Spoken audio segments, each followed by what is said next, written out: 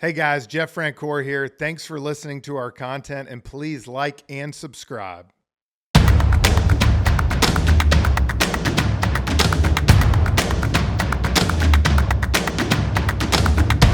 Jeff Francoeur here with Pure Athlete. Before we get to today's guest, I want to share with everyone that we have our first partnership with Booster. Now, Booster is the high school sports #1 athletic fundraising for teams and groups.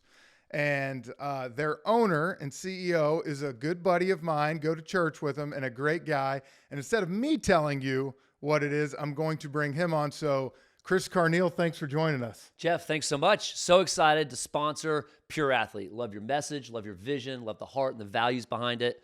I'm a former college athlete. I'm a coach of my boys and my daughters as well, basketball and baseball. And our company I started 20 years ago, we work with schools, K through 12, and we serve them by raising funds. The past 20 years, we've raised schools, teams, and groups over $600 million, and we want to continue to serve more schools. So if you're interested in hearing how we can come to your sports team, your school, or your group, choosebooster.com. Again, go to choosebooster.com. Chris, thanks for being a part of this. A big supporter of youth athletics, high school athletics, and we're looking forward to a good partnership with you, man. Absolutely. Love what you guys are doing. Look forward to serving and helping schools raise funds. Welcome back to Pure Athlete. So excited about our guest this week. I'm Jeff Francoeur along with Britt and Brad. And as a tennis fan myself, I have watched this guy on TV a long time. Went to the same school as my wife. He's a Bulldog, University of Georgia.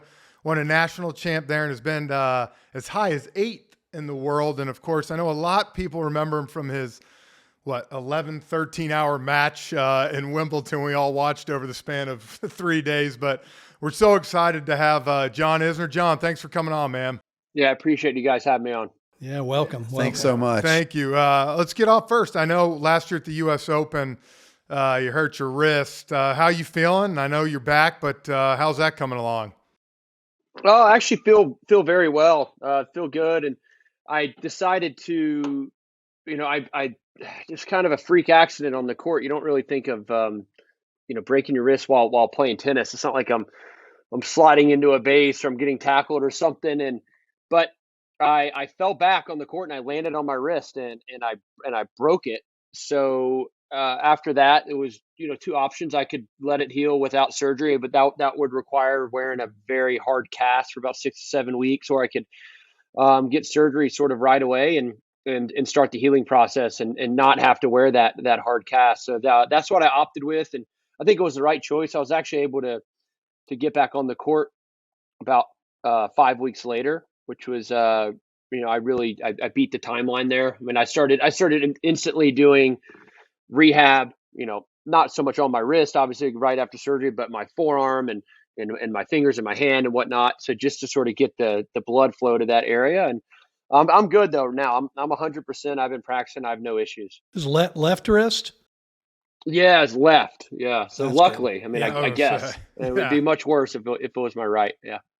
Well, the real reason, obviously, that we are so excited to talk to you about is youth sports and something we're very passionate about. I know you got 3 kids, 1 on the way, so you will be in it before you know it. But I'm going to start you off. What is your best youth sports moment? Oh, my best, like me personally. Okay. That was when I was growing up. I played mainly 3 sports. I played baseball, basketball, and tennis, of course. So, and then it became, I kind of dropped baseball and it was basketball and tennis. Obviously, I'm a very, very tall guy.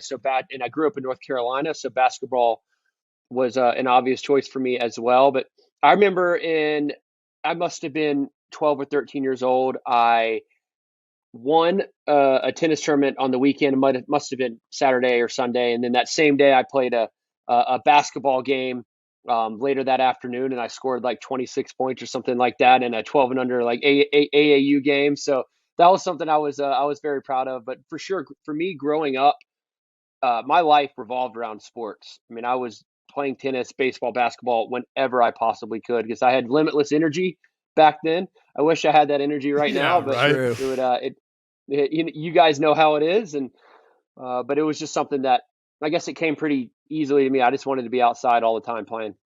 So John, so would you say basketball was your second best sport?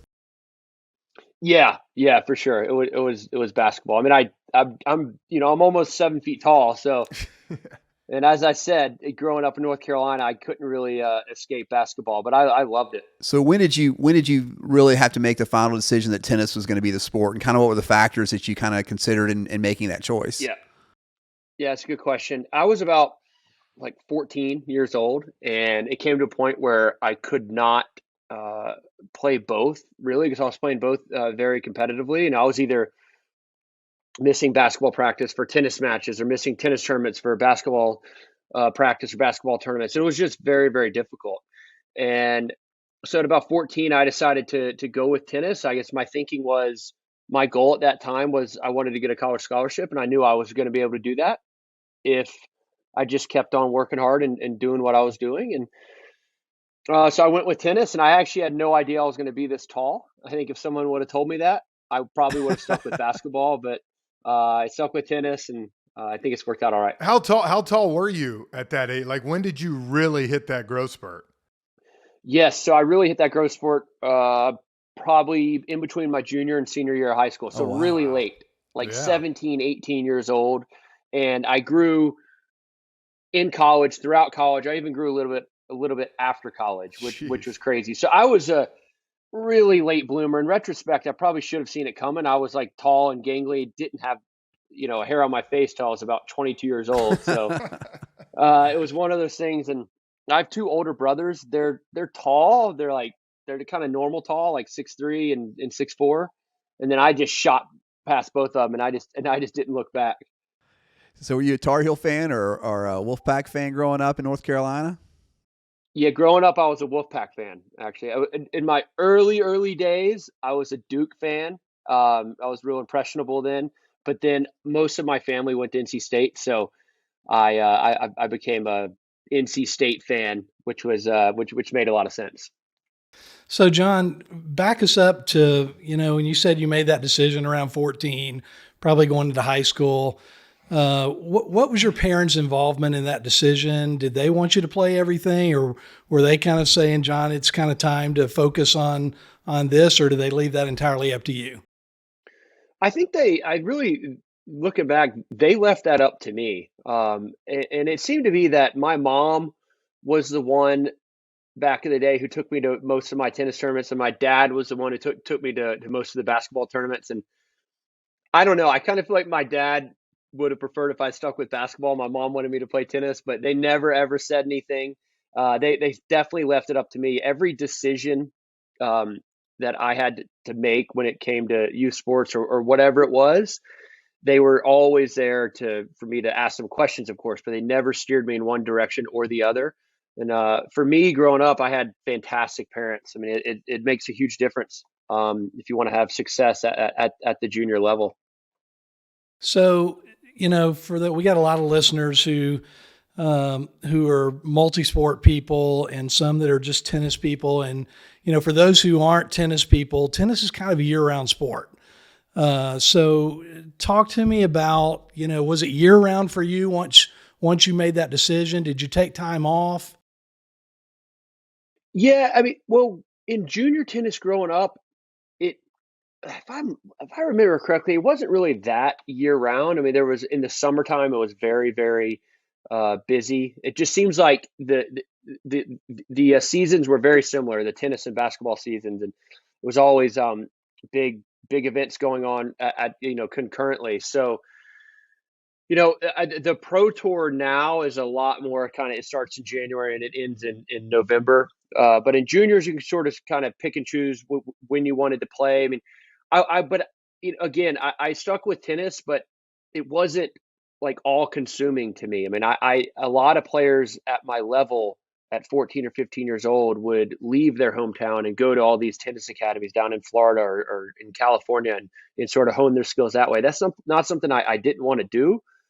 Of course, I practiced hard, but I wasn't working 4 or 5 hours a day like some of my contemporaries were at 14 or 15. Again, my goal was to go to college. It wasn't to play professional tennis, and I knew if I just stuck with what I was doing in North Carolina, I was going to be able to achieve that goal. Was your I'm curious, today your serve's such a unbelievable weapon, and you said you didn't really hit that growth spurt until you're a junior, senior. What was your game like early on? My game was I was good for sure, but I wasn't one of the top recruits in the country. It was one that I I guess a lot of people could see that maybe I had potential, but I was never the number one junior in the country. I was probably number one in North Carolina, but there's 49 other states. There was a lot of good players, and I, my highest national ranking, I was probably top 10 in the country, which is really good. It's really good for the college level, but again, no one was ever thinking that I could do, really, really good things on the professional tour when I was about 16 or 17. How different is it, John, when you think about it? Like, some of the sports, when you talk about baseball or football, or even like you said, basketball, tennis and golf to me are two that are so different because they're such a specialized sport. Though, do you think though, like you said, 14 or 15, when you made that decision, Hmm. what would you tell the kid that's 10 years old and these parents that are listening that, hey, I want my kid to be the next you, but 10 years Yeah. old, to kind of put all that behind, what would you tell that parent? I don't I don't think that's healthy because you're putting a lot of pressure on a kid at a very, very early age. And, you know, I'm a huge proponent of playing a lot of sports growing up. Yeah. And, practicing one sport for 5, 6 hours a day at 10, 11 years old, I don't necessarily means that I don't believe that's going to, get you to the professional level quicker than just kind of going at your own pace and enjoying it and having fun. Because in tennis, I have seen personally, I have friends of mine that did not go to college, turned pro after 18 because they were hyper focused on turning professional. They thought if they went to college that meant it was a death sentence for professional tennis. And they got beat up at 18, 19, 20 years old competing against 28 and 29-year-olds on the tour. And they retired at 25 and 26, and they didn't go to college. So the burnout is real. I know it's real in tennis because I've seen it a lot of times, and I'm sure it's very real in other sports as well. So I don't believe in the specialization of sports for kids at a young age. I'm sure, of course, there are instances where there's just some superstars out there where it works out, but for the large Yeah. part, it's generally not a good thing. Well, in tennis, not unlike baseball, the overuse injuries Yeah. in tennis Hmm. for kids who are, 16, 17 already is Yeah. becoming kind of rampant. Yeah, that's a very good point. And actually, I think that's one of the reasons that I'm still playing very competitively now at 37 years old is I did not really have that wear and tear on my body. Yeah. It didn't really start till about 22. I mean, in college, yeah, I played a lot, but I wasn't playing 67 matches, 60 to 70 matches a year like I was in the pro tour. So I think I saved myself a lot of time on the back end of my career right now. So, John, one of the things I wanted to ask you about is, my two boys, I have twin boys, and they played the whole tennis circuit and the Southern USTA section and all that.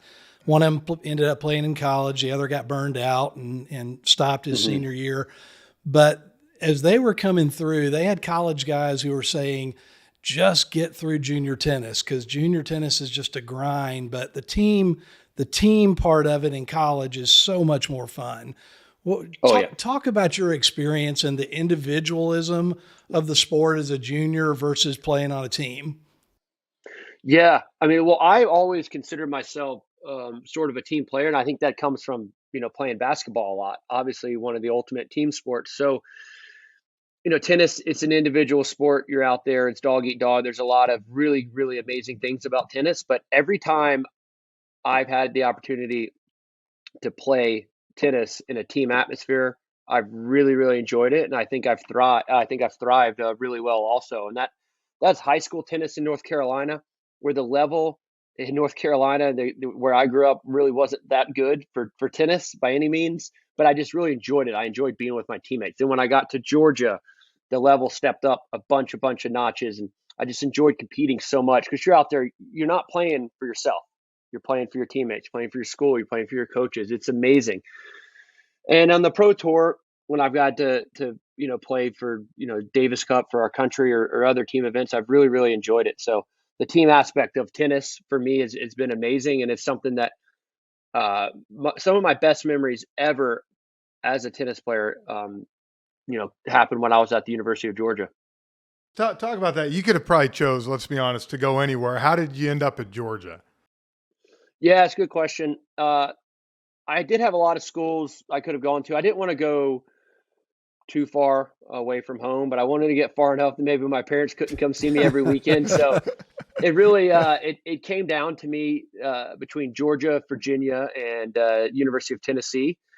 And again, that was a situation that my parents just, they let me decide all on my own, and something just told me that the University of Georgia was the right place for me, and boom, I made the right choice, and I never looked back from there. So I did want to stay close to home. I wanted to be able to drive home, Yeah. which I was able to do going to school in Georgia. John, were you able to get involved in other things in college? I mean, I know being a scholarship athlete in college, it's a full-time job, but were you able to kind of experience anything besides just being a tennis player in college? Well, yes, at the University of Georgia, there's no doubt. That school is a lot of fun, and I definitely enjoyed my time at Georgia. But at the same time, I was very professional.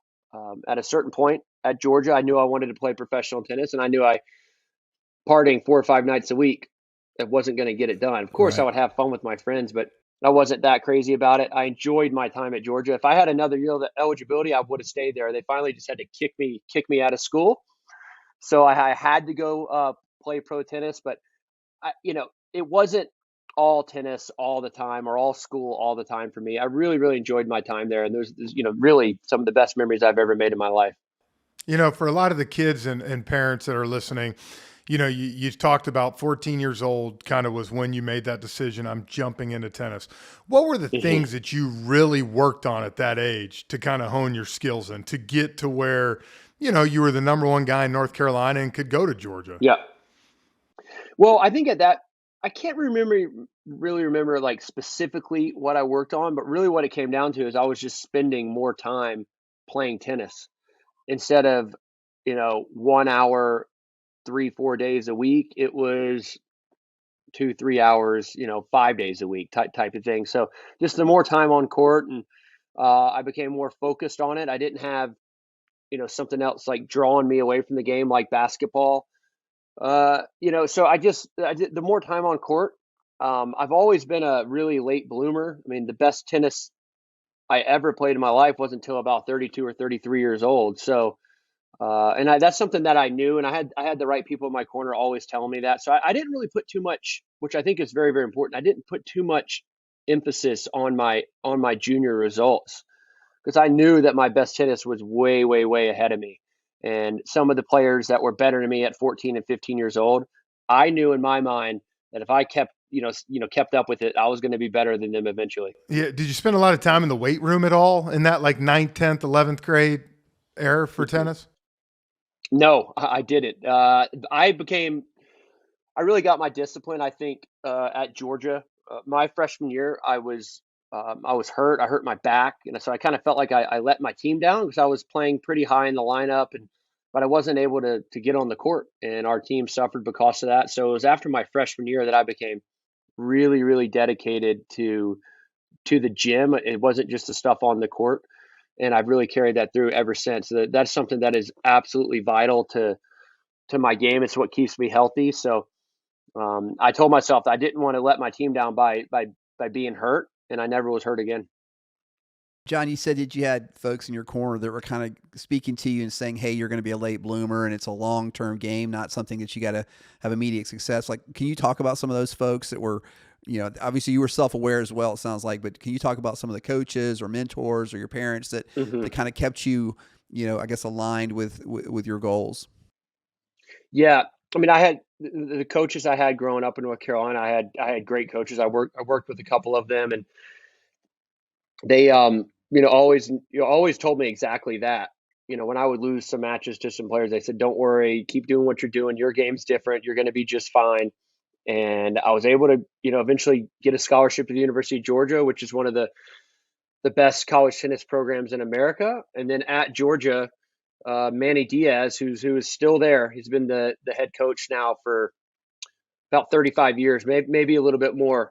He told me the exact same thing, and he knew that, after my freshman year where I didn't really do that well, he knew that I was going to be just fine. He told me in my junior year that if I wanted to make money playing professional tennis, that I could do that. He 100% believed in me. So Manny Diaz at UGA really instilled a lot of belief in me, and it helped out. It helped out a huge amount. That's awesome. So, John, I'm curious, you've got arguably the best serve of all time. Maybe it's not even arguable. You got the most aces of all time. When did you, it's, sure, it's great to be 6'11", but you still have to develop the skill. And so where did that come? How much work has gone into that? Can you just talk about that a little bit? Yeah. Oh, no, it's a lot. There's a lot more to it than just waking up and hitting serves. It's something I've always, as you guys, Jeff, as you well know, none of this stuff, it doesn't just happen right away. And yes, Yeah. I'm tall. I do have that advantage, but there's a lot of tall people that can't hit a good tennis serve. So it's something I've always worked on. Luckily for me, my motion has always come, I guess, pretty naturally to myself. So I haven't really throughout my whole life, my whole career, tinkered with my serve too much.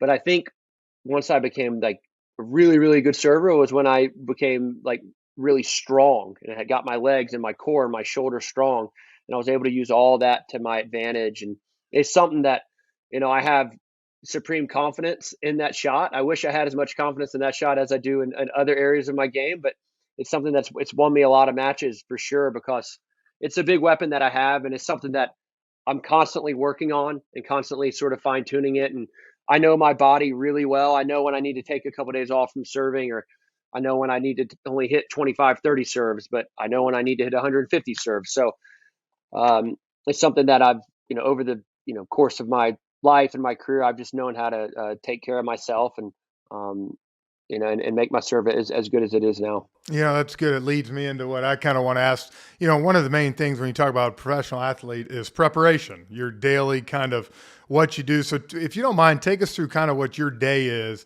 Say you got a match at 7:00 that night, kind of what your pregame routine is leading up to the match. Yeah. So if I have a night match, if the courts are close to the hotel, sometimes they're not. If I have a night match at the U.S. Open, you can't really go into the city and then go back to the hotel. Take you 2 hours to get there. Exactly. So, but if the courts are close, I'll wake up, have a healthy breakfast. I'll hit at 11:30 or 12 for about 45 minutes and have a big lunch, go back to the hotel, try to take a nap, and then sort of head back to the courts around 4:35 and really just start warming up my body, slowly but surely, and then just get ready to go at 7. I won't hit again. At that point, as you know, Jeff, it's like the hay is in the barn at that point. The tennis tournaments are easy. I've already put in all the work. So now it's just about getting myself in the right mindset and get my body feeling right and just taking the court. So done it for a very, very long time now, and I definitely know what works for me. Will you adjust at all? Like, say you're in the U.S. Open now and you've won 4 matches in a row and you're going to play in the quarterfinals. Will you kind of adjust if your body needs a little extra time here or there? Totally. There are some times at the U.S. Open where I've was kind of going deep into the tournament and I was pretty beat up. My body wasn't feeling great. It's like, I don't want to go to Flushing Meadows to practice. I want to find a court here in the city. There aren't many courts in the city, but you can find them. And I don't want to do that whole mental grind of getting in the car and driving 45 minutes there or an hour and 15 minutes back. It can sort of wear on you. But definitely, it's not something that's always set in stone for me. It is, I make decisions on sort of how I feel. If I feel like I'm rested, or if I'm not feeling too healthy, I guess I kind of work on things to try to get my body feeling as good as I possibly can.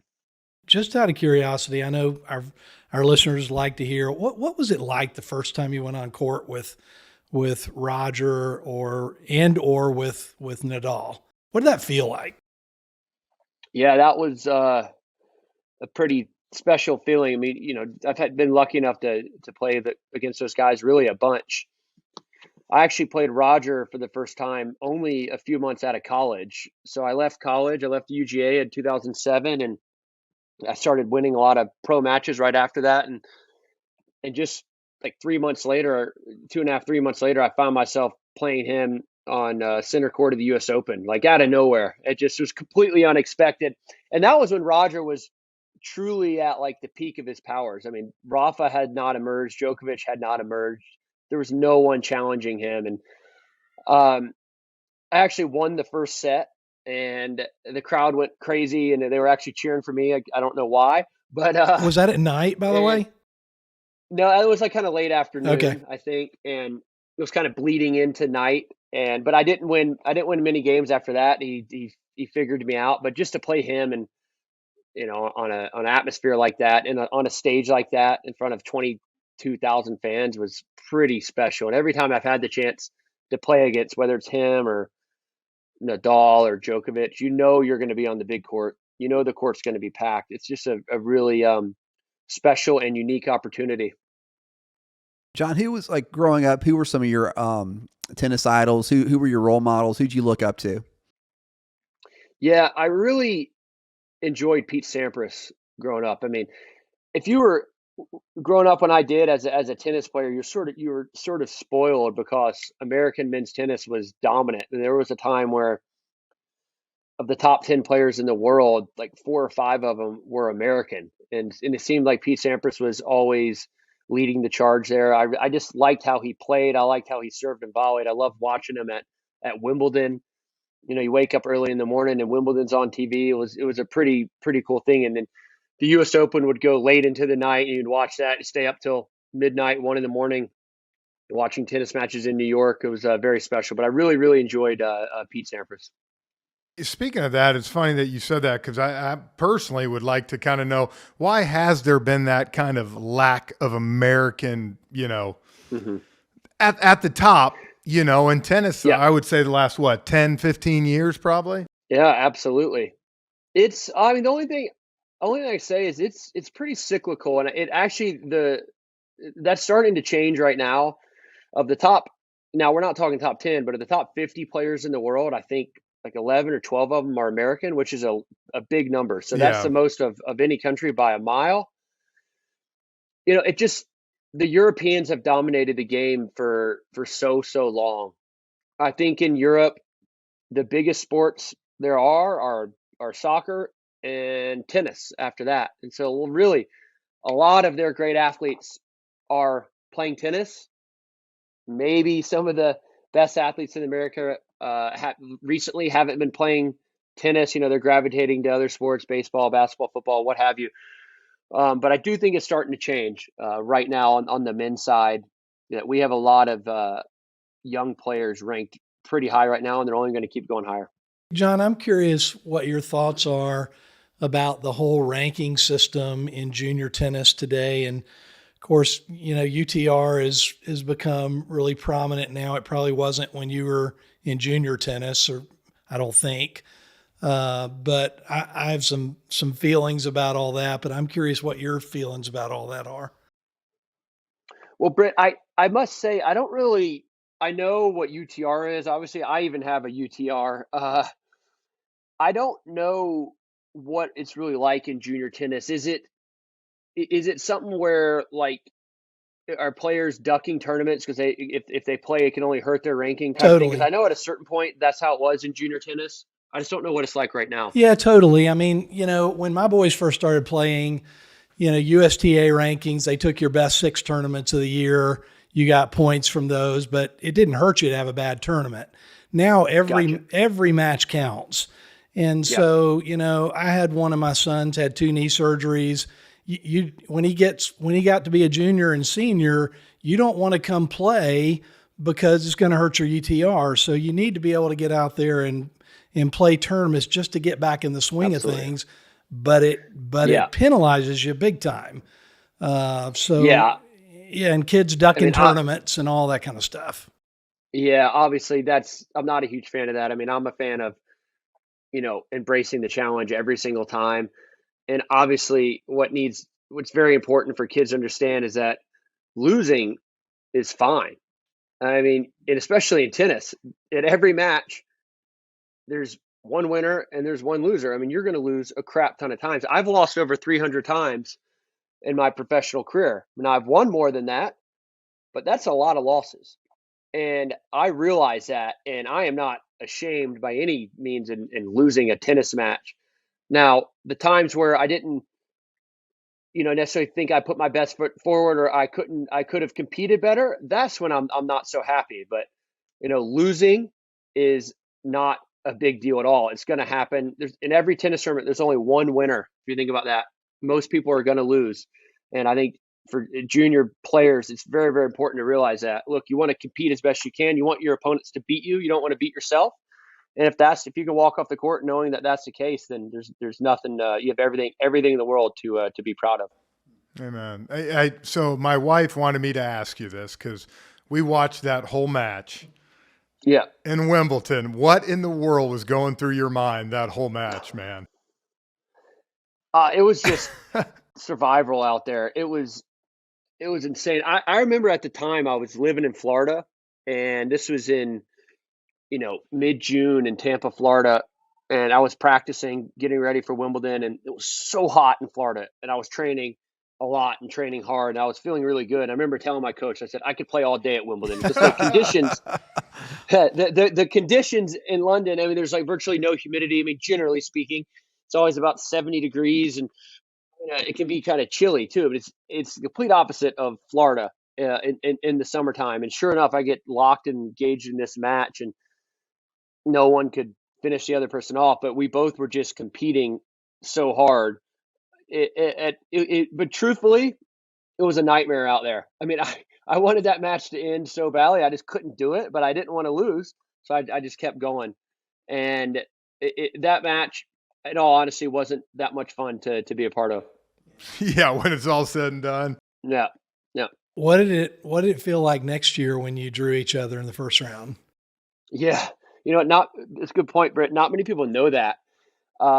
I remember they were at Wimbledon. They do this this draw ceremony, and they do it real old school. They do it on the radio, and everyone in the town sort of tunes in because it's pretty unique. And I remember I was listening to it, and they what they do is they put the seeded players into the draw into their respective slots, and so like boom, I was already in the draw, and they said, all right, John Isner, like. And someone said a joke, can lightning strike twice before they pulled out the chip? And they because obviously it's on the radio, you can't hear anything. And they're like, no way, no. And they looked at each other, I don't believe it. And sure enough, everyone thought they were joking, but yeah, I played them the very next round.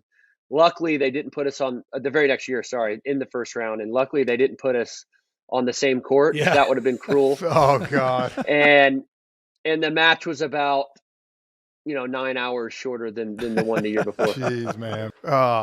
We talk about, positive influence coaches. There's bad ones too. I mean, it's just, we've talked to a lot of different athletes that said, everybody's had one. If you don't mind sharing real quick, what was, maybe the best coach you ever had and why? You don't have to say their name. And what's maybe the worst coach you've ever had and why?